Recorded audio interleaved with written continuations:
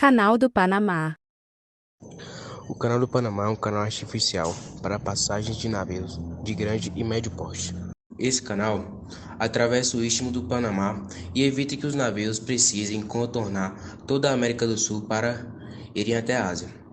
Dessa forma, o canal se tornou uma travessia-chave para o comércio marítimo internacional. As esclusas em suas extremidades permitem que os navios sejam levantados 26 metros acima do nível do mar, para atravessar o lago e transmitir entre um oceano e outro.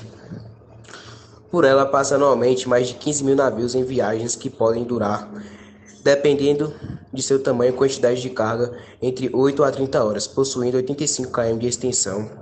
Esse canal atravessa o continente americano. Liga o Oceano Atlântico através do Mar do Caribe ao Pacífico, atravessando o Istmo do Panamá, e a travessia-chave para o comércio marítimo internacional e também para o desenvolvimento mundial desde os últimos 100 anos. O Canal Panamá é uma das mais impressionantes criações da engenharia moderna, porém, essa construção passou por diversas lideranças e por diversos problemas para poder ser construída, como questões políticas e até mesmo mortes por doenças e acidentes que levaram à vida de aproximadamente 25 mil trabalhadores. Localizado no centro do continente americano, possui aproximadamente de 84 km de extensão, cerca de 90 metros de largura e algumas áreas que chegam a 26 metros de profundidade. Como era a travessia antes do Canal do Panamá? Antes de 1914, um navio que quisesse transportar uma carga da costa do Atlântico dos Estados Unidos para a Ásia, por exemplo, teria que circundar toda a América do Sul, uma viagem de vários dias com mais de 17 mil quilômetros, além de ser extremamente perigosa e muito cara. A ideia de construir uma via que unia o Oceano Atlântico Pacífico não era nova. Desde o ano de 1500, o rei Charles se interessou por essa ideia, mas foi considerada impossível para a época. Não havia ninguém capaz de executá-la.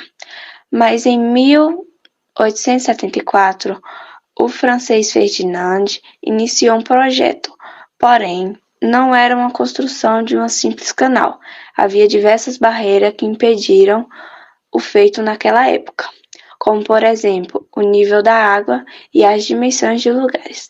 Sendo assim, não havia organização, fundo de tecnologias suficiente para projetar uma obra do tamanho da escala naquela época.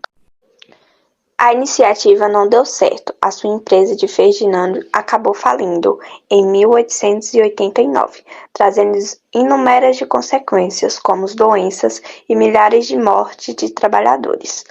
Com a falha retirada dos franceses, os Estados Unidos assumiram o projeto em 1904. Foi então que o 26º presidente americano, Teodoro, mexeu seus pauzinhos para conseguir pôr suas mãos no controle desse projeto. O trabalho então recomeça. Para abastecer o canal com água, é escavado o maior corpo de água artificial do mundo até então, o Lago Gatun. Levou 4 anos para que os rios próximos e as chuvas preenchessem o lago de água. Mas havia, porém, grande parte do equipamento francês, equipamento da última tentativa da construção, necessitava de reparos. E, além disso, as doenças tropicais continuavam se espalhando. Um especialista ferroviário, chamado de John Stevens, engenheiro-chefe em julho de 1905, imediatamente abordou as questões da força de trabalho, recrutando trabalhadores das Índias Ocidentais. Steven encomendou novos equipamentos e desenvolveu métodos eficientes para acelerar o trabalho, como o uso de uma lança oscilante para levantar pedaços de trilhos e trem e ajudar a rota do trem para transformar o material escavado. Ele também entendeu rapidamente as dificuldades impostas pelos deslizamentos de terra e convenceu Theodore Roosevelt de que o canal de bloqueio era o melhor para o terreno. Por fim, as 3 eclusas ao longo da rota do canal elevaram os navios de 25 metros acima do nível do mar até o largo artificial Khartoum, Portões ocos e flutuantes também foram construídos, variando em altura de 14 a 24 metros. Como funciona o Canal do Panamá? Do outro. As 3 primeiras reclusas são responsáveis por subir os navios até o nível do Lago Gatun, que é o lago artificial que faz a conexão entre os oceanos. Uma vez no lago, os navios seguem até o outro lado e são descidos novamente pelo sistema de eclusas, que os deixa no nível do oceano para seguir em viagem. Hoje existe um novo conjunto de eclusas no lado das antigas, então ficou basicamente como 2 canais, o velho e o novo, um do lado do outro. A diferença é que o novo canal suporta navios até 3 vezes maiores. Além disso, nas eclusas antigas são usadas locomotivas para puxar os navios para que eles não batam dos lados. Já nas reclusas novas, quem faz esse trabalho são os barcos rebocadores. Hoje, o Canal do Panamá é uma peça vital do comércio global. Por lá passam de 35 a 40 navios por dia. Fora que o canal já recebeu mais de 1 milhão de navios e chega a render por ano ao Panamá mais de 3 bilhões de reais em pedágio. Ou seja, não dá para negar a importância da passagem. O grande projeto começou a chegar ao fim em 1913. Algumas semanas depois, o último vertedouro da represa de Catu foi fechado para permitir que o lago aumentasse a altura toda ao todo. Levou uma década para construir o canal, que foi inaugurado oficialmente em 15 de agosto de 1914, há quase 110 anos atrás. Cerca de 3,4 milhões de metros cúbicos de concreto foram usados na construção das eclusas e quase 240 milhões de metros cúbicos de rocha e terra foram escavados durante a fase da construção americana. 218.400 quilômetros de material foi escavado durante a era da construção americana, somado aproximadamente de 274.320 escavadas pelos franceses, daria um total de aproximadamente 492.720 quilômetros de material escavado, somando a extensão e profundidade. Em 1977, os termos do tratado foram revistos e, devido a muitos protestos e revoltas, o Panamá passou a controlar e ter todos os direitos econômicos a partir do dia 31 de dezembro de 1999. O Canal do Panamá custou aos americanos ali aproximadamente uns 375 milhões de dólares, isso incluindo os 10 milhões de dólares pagos ao Panamá e os 40 bilhões de dólares à empresa francesa, sendo um dos projetos mais caros da história dos Estados Unidos daquela época.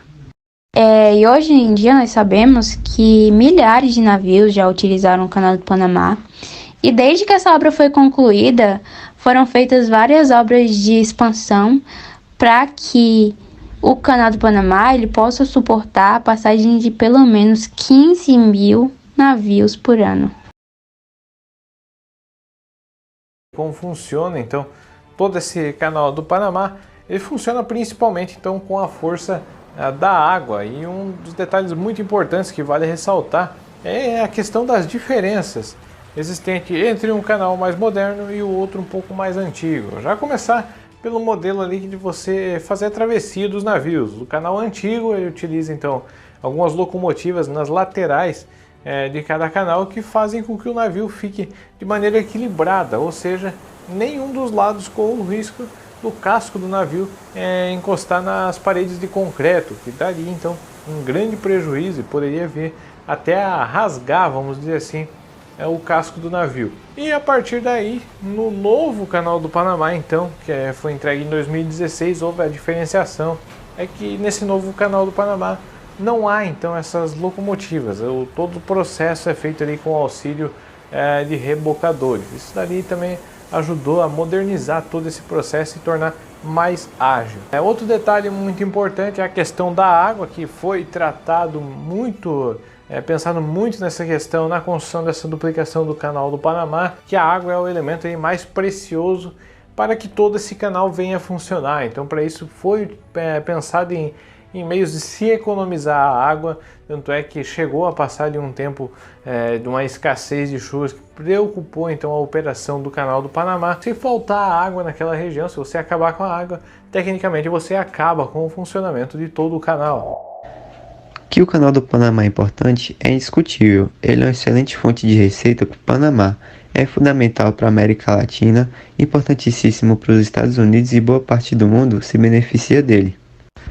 A grande questão que a passagem precisou lidar nos últimos anos foi a sua engenharia, incrível e um tanto problemática. O sistema de eclusas é bastante complexo e faz o canal funcionar muito bem. Mas a falta de água de 2019 acabou encancarando um problema importante. O canal é muito dependente desse recurso. No ano seguinte, em 2020, o canal enfrentou uma crise natural bem séria, quando descobriram que ele estava ficando sem água. Em 2016, já foram feitas reformas na passagem pensando em otimizar o uso de água, e agora a autoridade responsável está trabalhando para evitar que o canal acabe inutilizado. Uma das medidas já adotadas foi a redução no número de navios que fazem a travessia.